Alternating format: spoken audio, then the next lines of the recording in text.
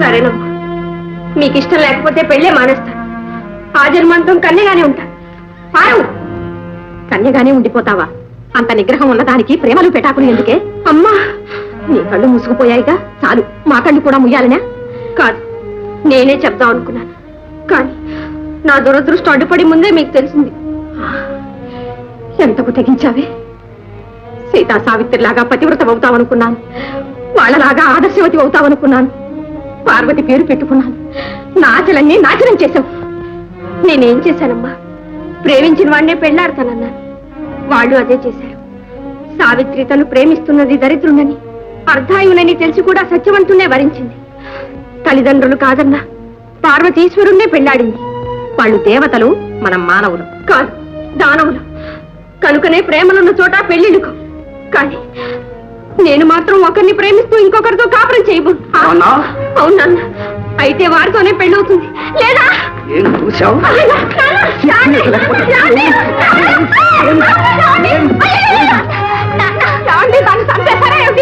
మళ్ళీ వాడి మాట ఎత్తావంటే ముక్కల కింద నరికేస్తాను. పార్వతి, ఈ కొంపిన అల్లరి పాలు కావాల్సిందేనా? కన్న తల్లిని చెప్తున్నాను, నా మాట వినమ్మా.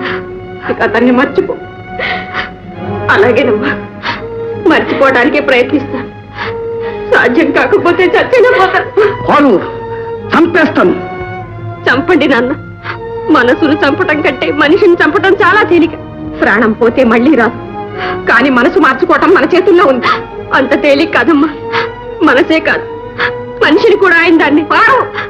అమ్మా, ఇప్పుడు నేను మీ బిడ్డను మాత్రమే కాదు, వారి బిడ్డకు తల్లిని కాబోతున్నాను. ఏమన్నా ఏమన్నావే?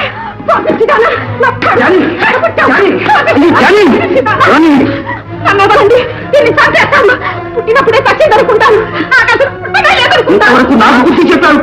అయిపోయింది. ముట్టినప్పుడు ఇంకా ఒక క్షణం కూడా ఉండటానికి వీల్లేదు. అవును, ఆ కుక్కగా వేద్దాం. నేను చెబుతాను.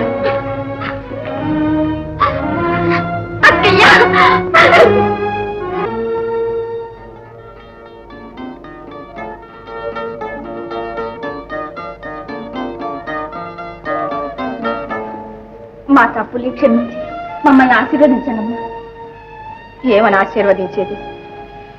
ప్రేమ కన్నా మీ పాపమే ఈ పెళ్లికి కారణమైంది. అమ్మా, నేనే పాపం చేయలేదమ్మా.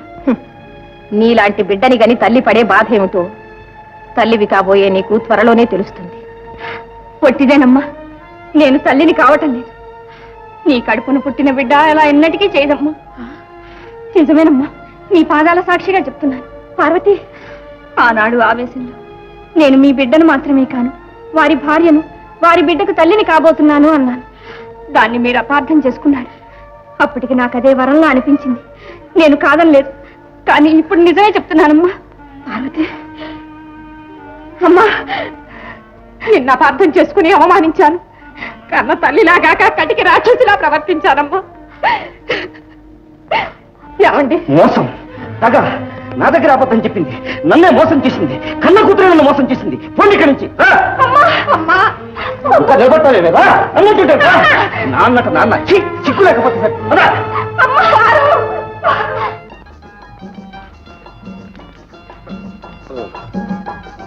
ఈమె నా భార్య పార్వతి, ప్రేమించి పెళ్లి చేసుకుంది. అంటే ఇంట్లోంచి వెళ్ళగొట్టారనమాట. అందుకే కదరా ఇలా వచ్చింది. అలాగా? శాంతాదేవారు, మీరు ఇంకో ఆడవారు తోడొచ్చారు.